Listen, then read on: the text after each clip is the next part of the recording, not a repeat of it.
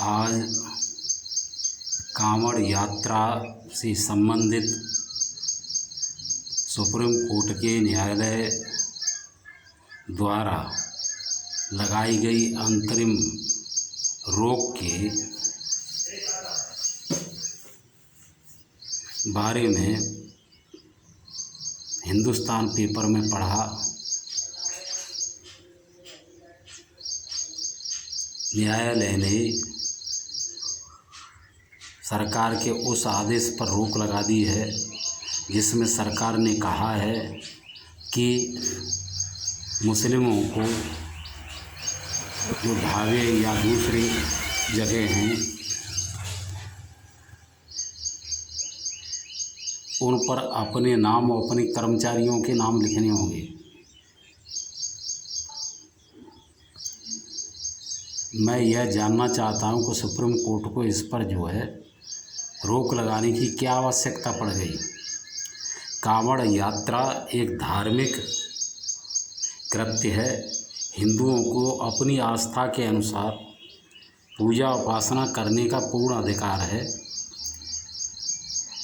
न्यायालय के लिए स्वच्छता और अंतर्राष्ट्रीय स्तर के व्यंजनों का एक मानक हो सकता है, लेकिन हिंदुओं के लिए पवित्रता पहली चीज़ है। जो चीज़ स्वच्छ है, उच्च मानक की है, वह पवित्र होगी, इसकी कोई गारंटी है क्या?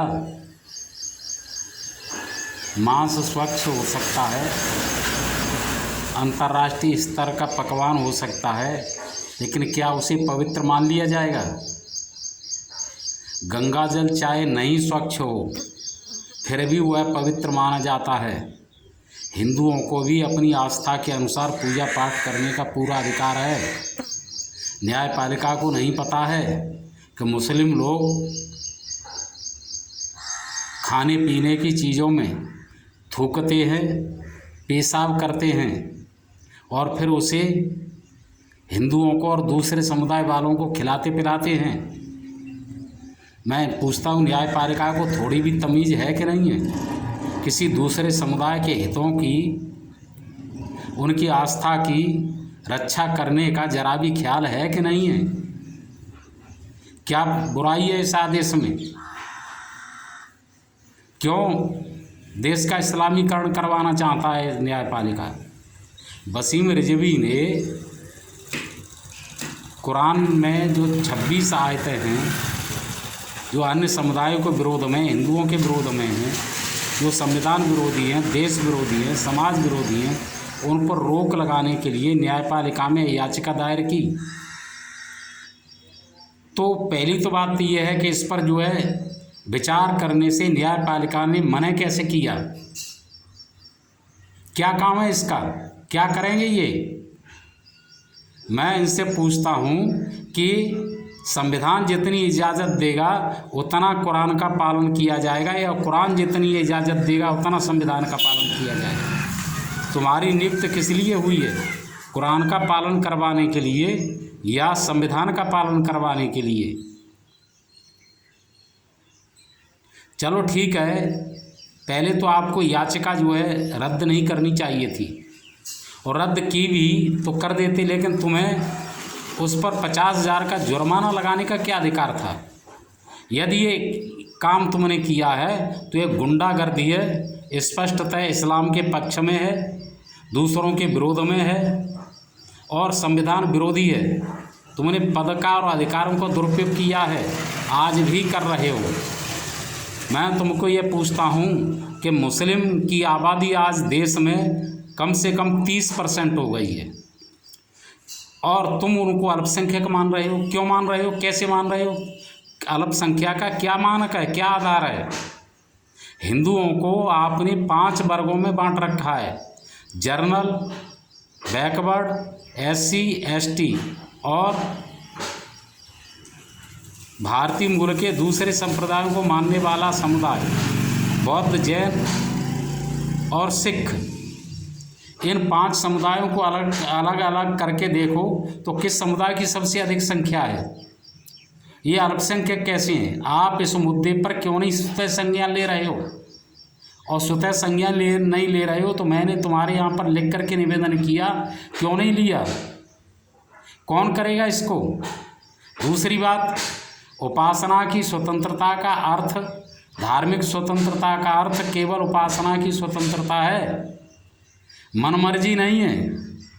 धार्मिक स्वतंत्रता के नाम पर आप किसी दूसरे समुदाय के हक अधिकार को नहीं छीन सकते हो, सम्मान को ठेस नहीं पहुंचा सकते हो, किसी दूसरे नागरिक या दूसरे समुदाय के अधिकारों का हनन नहीं किया जा सकता है, उसके सम्मान को ठेस नहीं पहुंचाई जा सकती है। तुम क्या कर रहे हो? कभी तुमने ऐसा किया कि हिंदुओं के साथ या दूसरे समुदायों के साथ न्याय हो? आज ये अपनी इतनी बेतहाशा जनसंख्या बढ़ा रहे हैं, क्या तुमको नहीं दिखता है कि ये जो है जनसंख्या संतुलन बिगाड़ करके देश पर, सरकार पर, देश की संपत्ति पर कब्जा करना चाहते हैं? कहाँ चला गया तुम्हारा विवेक? तुम्हारे लिए स्वच्छता के और स्वादिष्टता के अंतर्राष्ट्रीय मानक मायना रख सकते हैं, लेकिन हमारे लिए तो पवित्रता सबसे बड़ा वो है।